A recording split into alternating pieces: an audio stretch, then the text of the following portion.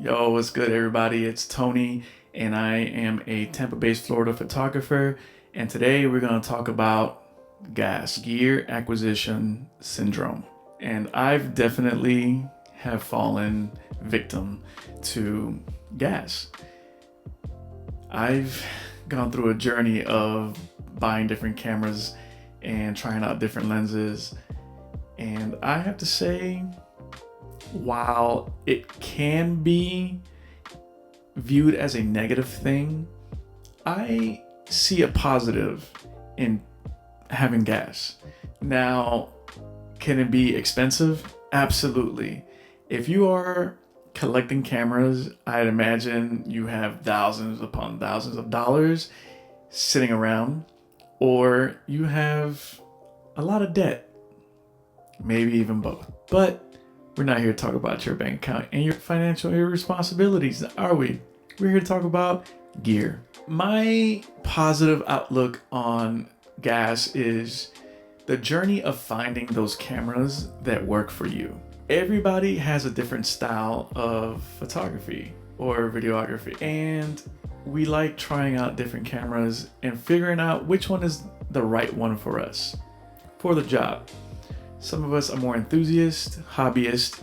Some of us are paid professional photographers and videographers out there. Congrats to you. You know, you're able to afford the cameras and the lenses and the things that you want. And that is an amazing feeling to be able to go out there and get those cameras and get that gear and get that job done. But then, you know, there's some of us who are in the middle of the road, somewhere between enthusiasts, and every once in a while we get a paid job. You know, as for myself, you know, I do this part-time, you know, whenever I have a moment, you know, between being in the service and being a family man. You know, for some of us, this isn't our full-time jobs. You know, being in the military kind of limits me on the amount of time that I do have to go out there and create the way that I want. So hopefully I'm on that same boat as you all, paid photographers, full-time, once, you know, I put the uniform away for good. I've had a positive experience with GA.S because I've been able to try different cameras and figure out which cameras work for me for that point in time when I was using them. You know, whether it was a Fuji and I was going out there and just having fun, taking photos. Every once in a while, snap a couple of video clips, nothing major. Or I was using the Canon when I went to London and Paris, and I enjoyed the process using that camera when I was out there. The GFX 50R, an amazing camera, very dated, but very capable. Obviously, it's not the camera that I would bring out for something that requires a little bit more. And for me, that camera is the Sony. Every Sony I've ever used has never failed me. So why go out there and put myself in a position where I'm not gonna use a camera because it's not gonna do the job that I need it to do? But everyone's different. You know, and everyone's journey with cameras and lenses and things like that is different. You know, every year a new camera comes out and everyone goes crazy and everyone goes on the comments and talks about it's missing this, it's missing that. But majority of those specs that's on these cameras, we hardly even use. We barely touch the surface of what these cameras can do. We don't even push these cameras. And I fell victim to that as well. There's cameras out there that I know I didn't push to the limit. And then I get bored with the camera. I don't go out there and I shoot as much as I want to. I get put into a rut.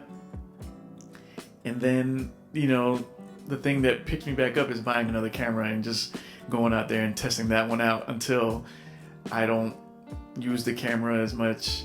You know, the excitement of having that camera kind of wears out, and then I go out there and it's just rinse and repeat, and it's become an endless cycle. Until recently, I went and did a photo shoot with the Sony a7R5, and just my 3514. And when I got home and I saw the photos, I was like, wow, like these images look amazing. Why am I trying to get rid of this camera when it's more than capable? And I still haven't even pushed it yet. I know it can do more. So I understand, if you haven't experienced it yet, I'm sure you will.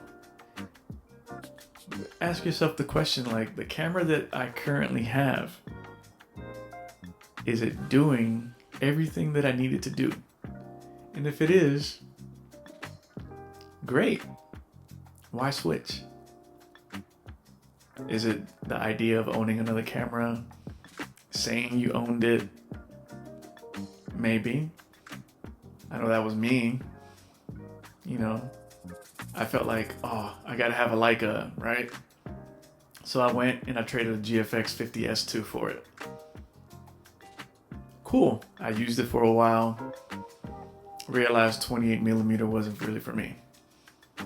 Not for everything, but it definitely had its use cases. I liked it. It's a beautiful camera, beautiful images, but it was limiting for my use cases. I'm not an in-your-face photographer, and 28 has quite a bit of distortion. So then I went back and got another camera. And what I end up doing, I go back to Sony. Revolving theme for me is Sony. I always go back to Sony. Yeah, gear acquisition syndrome, while it could have its negative impact, there's some positives to it. It's a journey, You're trying to figure out which camera or which brand you like the most, you feel most comfortable with, which one does the job, gets out of your way, or makes you work for it. Who knows? Everyone's journey is different.